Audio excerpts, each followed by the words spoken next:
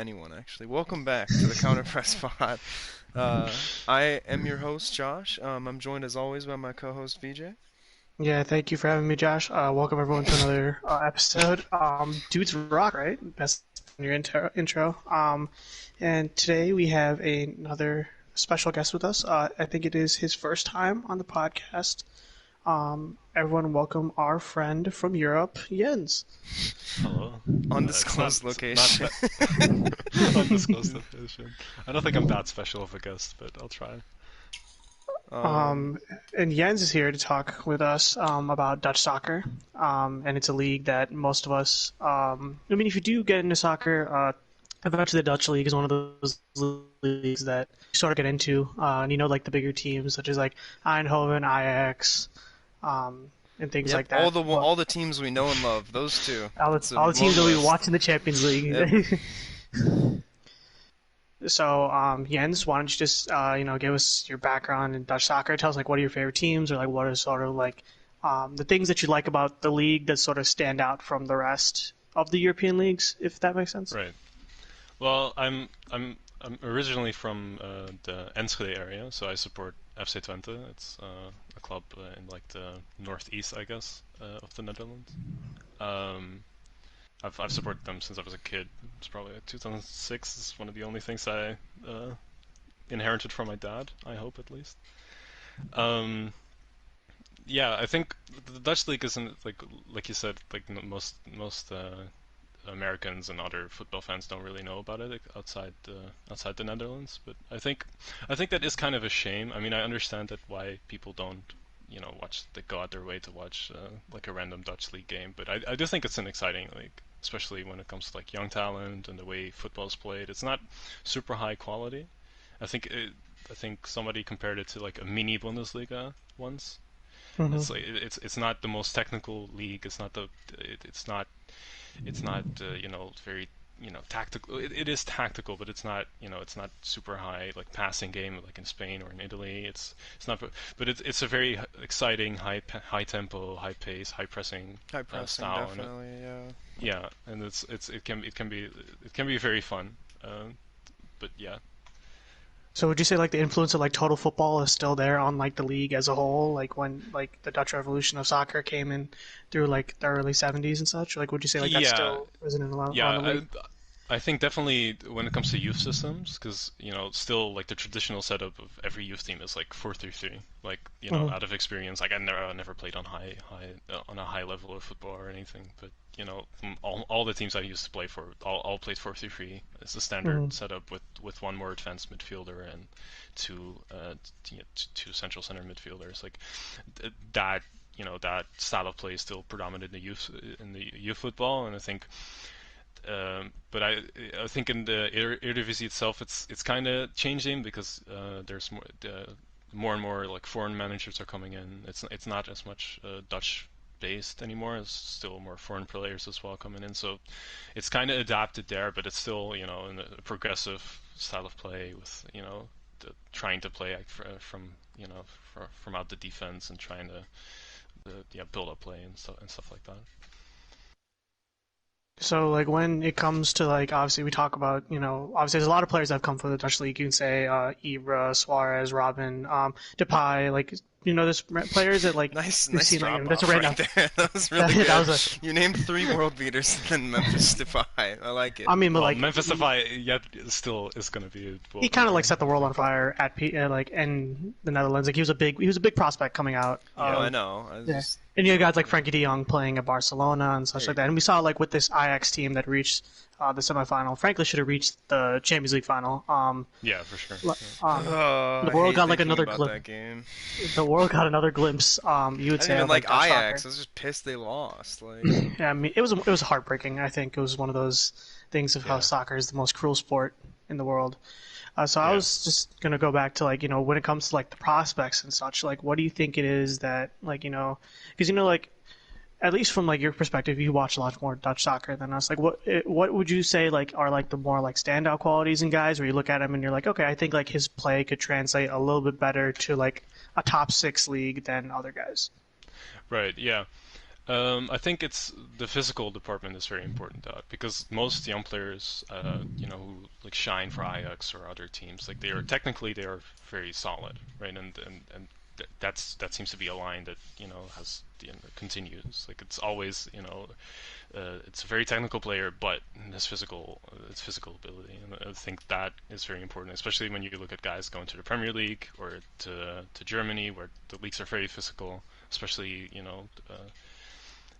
like the defenders are very tall, strong, athletic guys, and I think a lot of the reasons why there's like this kind of like a stigma with Eredivisie players coming over to the Premier League, for example, is that the jump to make from the Dutch league to the Premier League is the physical jump is just very big, right? And I think that's something that keeps on coming back, but. Yeah, I try to look at that most of the time. It's like how could their physique translate into other leagues, and other than just their technical ability, which is of course important as well. Yeah, certainly. I mean, most of the time, like like with any transfer, obviously, if you look at like the broader picture, like any transfer is like a risk, right? So it's almost Right. about like trying to figure out what will net you the least risk versus the most gain with any of these transfers. And Yeah. certainly looking at like the Eredivisie, is one of those leagues because like I mean, when I first started watching soccer, this was like my first real like concrete example was like Depay to United, and where like he was this really good guy coming out of the Dutch league. I never watched Dutch league before, so when I was watching Depay, I was like, oh, like he's struggling. I mean, obviously part of that is like Louis van Gaal wanted United to do something completely different, and their tactics just deteriorated to like defense, defense, defense. Then he's like now he's at Lyon, right, and he's absolutely killing it for Lyon. Like there's Yeah. he's the man Except for there. the He's scored a bunch. ACL, but yeah, he is definitely the man. Yeah, Yeah. definitely the man. Yeah, I And think so, Depay is an interesting one with mhm. that because I remember when that transfer was announced. I think it was a very long build-up. Like I think halfway through the season before that, we kind of knew that he was going to go to United already. But I remember people like being very confident in him making the jump because of his, like if you just look at pictures of him, he's insanely athletic. He even was that then for PSV. Like he he's very large, like he has a lot of muscle, and he's very athletic. Yeah, my man's He's very ripped. fast. Yeah, so there've always been players that go over in there and they cannot make the physical jump, but people look. I explicitly remember like people said, this guy is different because he can make that physical jump. And I thought the same. I thought he was going to succeed. I think maybe the jump to United was a little bit too big. Maybe some a step towards like an Everton or a Spurs maybe even like would have been better because like there was so much pressure on that United team.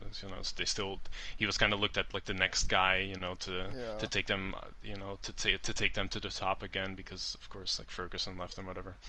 So I think the combination of pressure and stuff like that really resulted in him not succeeding. But I do think Dubai was a bit more surprising, or to me at least, that he didn't perform as well as people thought. Yeah, certainly. I think the move to Lyon was probably the best thing he's ever done to revitalize his career, and it makes you wonder, Yeah, like, if he would have jumped from PSV to Lyon to United, like, we would be talking about a completely different player. Or maybe I not think, yeah, specifically yeah, United, but then to like a higher tier team, definitely. Like, yeah, because they said that like you know there was a dude that went on Tifo that was a talent scout, and he said that like their yeah, firm got famous for consulting helping with Depay move to Lyon. Depay, Yeah, and they said that like the number one place that he wanted or that like statistically matched his skill set was Lyon, and so it's like you said, like yeah, if he'd spent his 23, 24, 25 at Lyon instead of at United, then like it's interesting to see where his yeah. career trajectory would be at now. But Because I don't think it's too clearly, late though.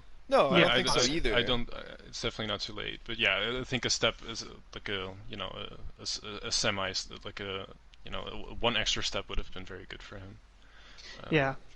And certainly speaking about guys moving from the Eredivisie to the Premier League, we would be remiss if we didn't talk about Hakim Ziyech, who's set to Yes. join Chelsea. I don't know exactly when, but certainly before the start of the soon. next season. Well, I Like think I Yeah. think he gave an interview at Cobham the other day, so Yeah. I'm pretty like yeah, he's he's at not the gonna play games. he's not gonna play any more games for Ajax. So I think once the next season starts, he's definitely there. Yeah, But he's he's definitely definitely in training London. already. So Yeah. Yeah. Well, yeah, the Dutch league is stopped already. They canceled it.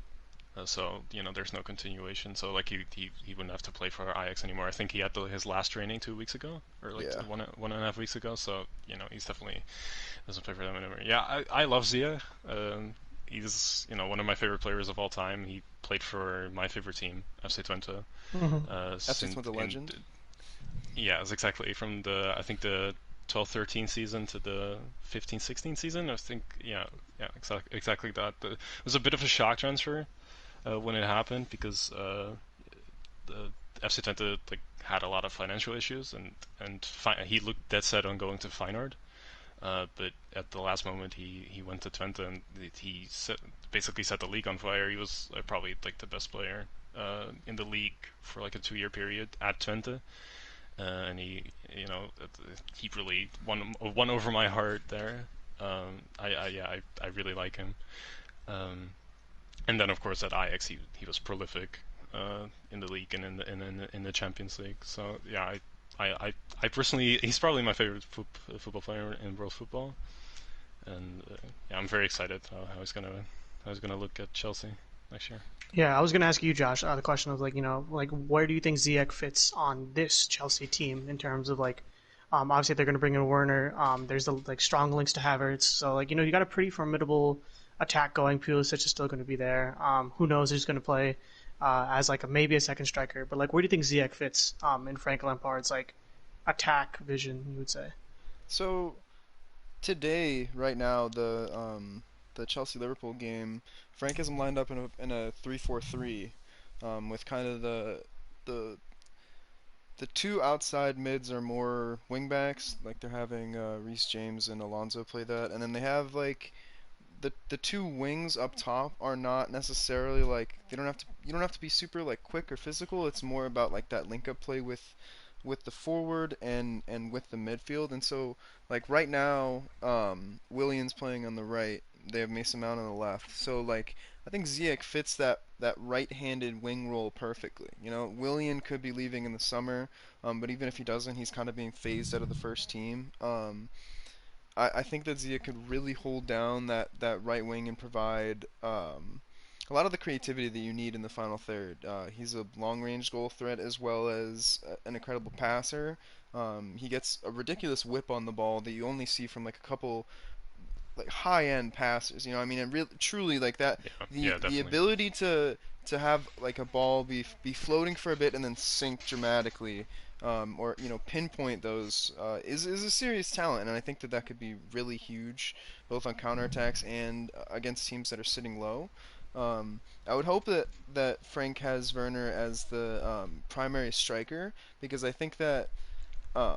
I think that the link up play with Ziyech, I'm hoping Pulisic starts to play more on the left. That's where he's been this season primarily. He's played a little bit on the right too. But I'm hoping that the Ziyech Werner link up play on the right can cause like an overload, and then Pulisic will be able to use his pace to exploit the other side. So I'm really excited for next year. I think that it's going to be um, I think it might be precarious, especially if they get Havertz in. I just don't know how they're gonna fit all those attacking pieces together and like give everyone enough playing time for the wages that they're on. But I think that as it stands now, if they add defenders rather than more attackers, Chelsea are on a really nice spot for next year. Yeah, certainly. I think with like adding Havertz is sort of just like, well, you're just getting like more like toppings on like the cake per se, right? So like Yeah. it's Yeah. like you should be spending that money like looking at a Koulibaly. Like I think that it's fine with their midfield. Obviously, I think Kovacic is playing pretty well. Like Jorginho. Don't know exactly if you like still believe in Ross Barkley at like after When have I like ever this believed in Ross Barkley? I mean, not When you, has there Frank been a Lampard. time Frank where you've Lampard. heard me say the words, I believe in Ross Barkley? I think there's only one person who believes in Ross Barkley at the moment, and that's Frank And it's the Lampard. most Frank important Lampard. person. Yeah, well, yeah, I don't even think Ross Barkley believes in Ross Barkley, bro. Like, good God. Yeah, and Chelsea seems still very high on Mason Mount. Let's see what Billy Gilmore does moving in to the future. Don't know if Ruben Loftus-Cheek is going to get any time. Yo, I don't think Billy Gilmore has gone through puberty yet. I mean, we could see like and that's not even a Yeah. joke. Like, I think that he could really. I mean, like he's probably gonna have like a pretty good career. Like, I think he's like 5'6", 6'7" right now. So yeah, Yeah, but to me it seems like Ziyech should play on the right. I mean, that's been his best position, I think, oh yeah, over his whole yeah. career. I don't. He's been very good at center attack and mid as well. But I think his he started off at Ajax when he first came into Ajax. He played central attack and midfielder most of the time, and the same happened after FC Twente. He started off as a central attack and midfielder, but managers quickly turn out that he pulls wide automatically a lot, right? He drifts wide, just naturally because that's where he likes to get the ball. That's where Where he feels that's where he comfortable. can get the ball. Yeah, Yeah, most of the time. So he's always like kind of pushed out to the right, later in his club career for both Ajax and FC Twente. And yeah, I generally think that's his best position, especially if you take into account like if you want to play Jorginho next year, and he's the best in a three-man midfield, and I don't really like if playing Ziyech next to Jorginho and Conte, I don't that think could that work, he would be put but into the midfield. I think that Chelsea have exactly, enough midfield depth where they would be rotating other exactly, guys instead of him, and they don't have yeah, enough attacking talent to where I think that Ziyech will definitely have his primary role on the right, especially given how how dominant his left foot is when it comes to like how he plays. Um, yeah. I think that he would be really ill suited in the middle of midfield. And I think you can leave that to the slab heads to like take those beatings. You know, like just slap Yeah, Ross Barkley in there. Like but he can take it. You know, like right. just put Ziyech out to the wide, and I think that he'll flourish. Yeah, I do think like it's just it's a nice thing to have though, like a guy who can play on the wing and centrally, because like it gives you options. Because Frank obviously played 4-2-3-1 at Derby, and he tried to play that I think early in the season as well, and then he gradually progressed to the 3-4-3. Yeah. But I mean, if He you have definitely the option, switches back and forth exactly, on the confidence of his defenders basically. yeah, And then like yeah, but that it's influences where his attackers end up playing because it's like how much he's willing to yeah, cede because certain places. yeah, it'd be interesting to see like maybe moving Ziyech centrally, and then putting Timo Werner maybe on the left, and putting Tammy Abraham as striker, and then Pulisic on the right, or like whoever is going to be there, maybe Willian, I don't know. Like I think it gives you a different look, right? So if you have a team that also plays a 3-4-3 or whatever, you want to throw a different look at them. I think he gives you a lot of options and a lot of versatility in that Yeah, definitely versatility. that Yeah, way. I guess I'm kind of worried about Werner playing on the wing because I think this season it's shown that he's been best when he is playing centrally with support. Um, Not necessarily as a second striker, although he did with Leipzig. Although kind of Poulsen is almost like a right wing that drifts inward to that center forward spot. But Yeah, yeah, I think him and Ziyech are going to have a really good time up front together. Like yeah. I think that Ziyech will give him the space to work in the center, and they'll be able to link up. It'll be great. I'm happy. I'm excited. To me, it's very interesting because you have Giroud at striker, right? And Giroud is kind of similar to Yusuf Paulsen, but like better in the air and less mobile or Yeah, whatever. yeah, It's less like physical. I think if you put Timo at left wing and like tuck him in a little bit tighter next to Giroud, I think those two could Yeah. have like a really nice link up play. Yeah. And then maybe put Pulisic on his right foot on the right, to like get to the touch line, and then play Timo more as like an inverted winger, as an inverted striker Yeah, basically. I certainly Yeah. think playing Timo like along a second striker is probably Chelsea's best route to success. Because Yeah, like I don't yeah, know if he playing him as a single striker, that I don't know, things get a little hairy there. You sort of need to get the runs in behind, and like yeah, Giroud's the exact opposite of Timo Werner, you could say. yeah, Um, so I yeah, feel like yeah, their games basically, are yeah, complement. yeah, Jens, one last question on Hakim Ziyech. I would say, obviously, so many great things about him coming to Chelsea. His ability just to make magic happen. I would say that's one of yeah. his That is special his qualities. Like, what do nickname. you think he would need to work on, like coming to the Premier League? Like, what do you think, like if Ziyech had to like not change a couple things, but like if you had to Although like Poole improve have in these one areas? shot and they've scored, so Yeah, it was a crazy strike by Keita as well. It's a very very nice goal. Yeah, I think that's kind of tough. I've seen people say I listened to a podcast recently. I don't know who it was, but like they were talking about Ziyech's like slim build and like he the way like he's not that strong, right? But I think that helps him in a lot of ways as well. Like he's very mobile, he's very agile. So I don't really know about that.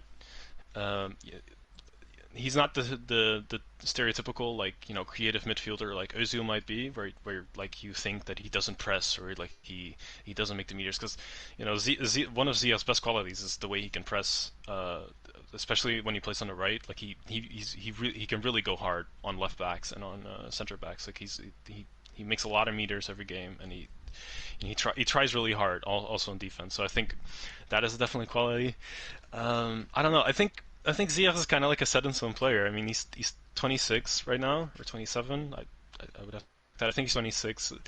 I don't know how much he could change on his game. I mean, he shoots a lot, right? And he has all creative freedom that I have.